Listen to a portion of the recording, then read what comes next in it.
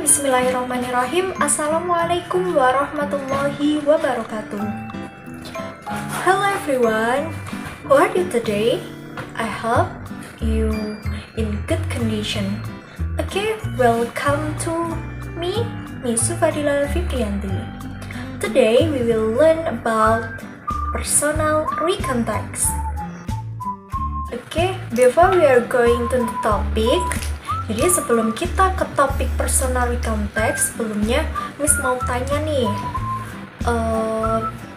what did you do last holiday? Or can you tell me about your sad or happy experiences? And where did you go when last holiday? Kalian pernah gak sih cerita ke temennya tentang pengalaman, kejadian, atau peristiwa yang telah kalian alami? Contohnya seperti kalian waktu liburan ke pantai, atau waktu kalian perayaan ulang tahun, atau mungkin waktu kalian liburan ke rumah nenek kalian. Nah, kalian pasti pernah kan cerita ke teman kalian, atau ke keluarga kalian, ke sahabat kalian, dan lain-lain.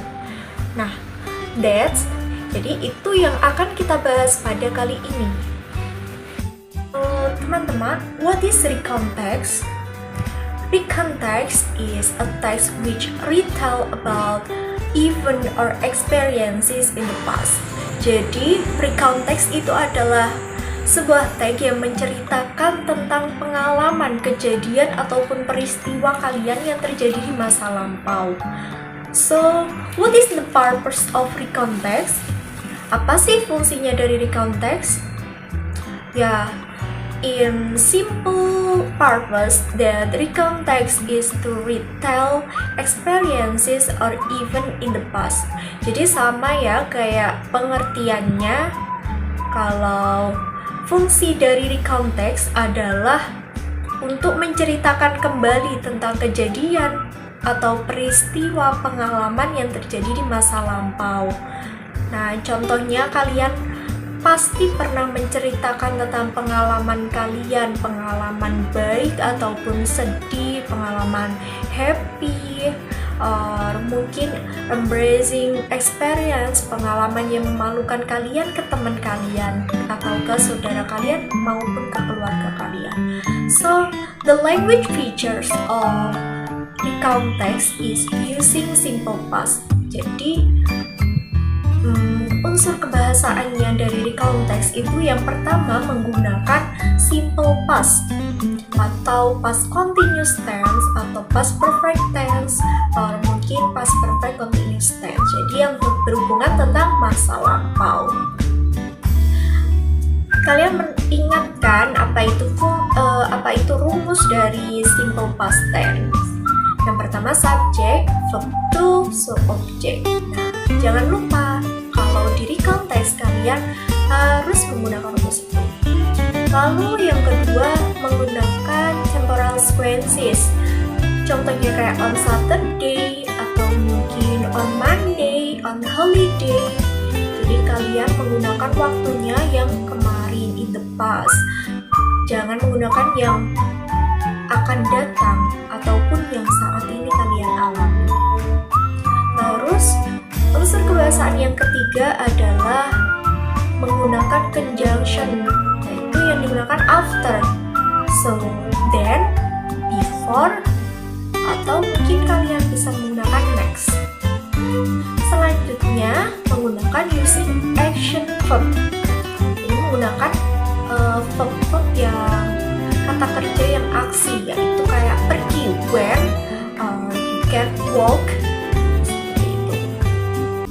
The next is generic structure of recontext. Selanjutnya adalah struktur-struktur bagaimana sih cara pembuatan recontext. Yang pertama is orientation. Jadi strukturnya yang pertama adalah orientation. Orientation is tells who was involved, so what happened, where the event took place, and when it happened. Jadi orientation itu siapa sih pelakunya dari recontext, lalu kapan terjadinya, setelah itu where, di mana, saja sih yang terjadi?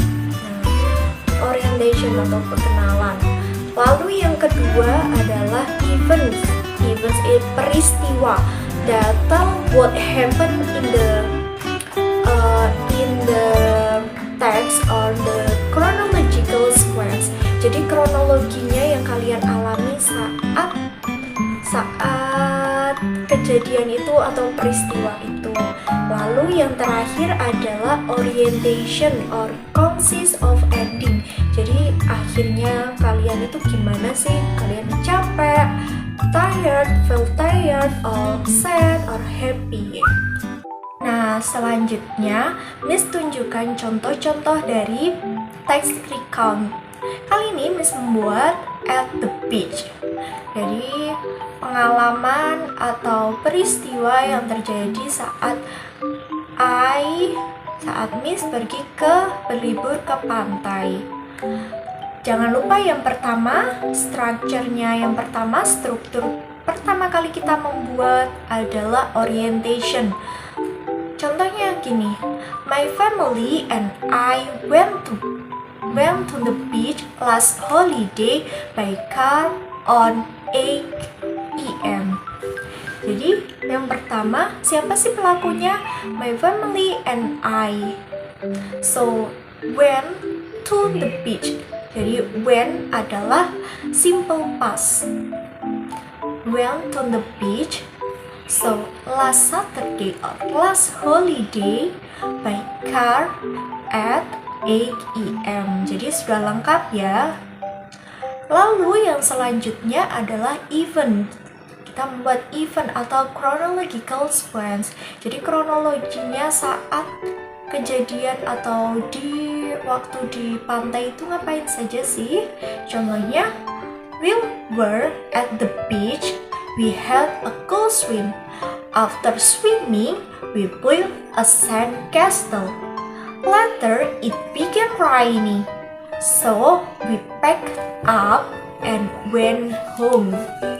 Jadi waktu kejadian itu ngapain dijelaskan? While we were at the beach. Jadi waktu kita itu sampai di pantai, lalu kita berenang. Setelah berenang, kita membuat kastil atau istana dari pasir. Lalu setelah itu turun hujan dan kita bersiap-siap atau packing untuk pulang ke rumah. Nah, setelah itu yang terakhir, general structure yang terakhirnya ini reorientation atau ending. Yang penutupnya itu gimana? We were tired from all day out at beach, so we slept early. Jadi Miss sama keluarga Miss tuh merasa capek banget setelah dari pantai, lalu kita pergi tidur dengan cepat. Seperti itu. Do you have any question?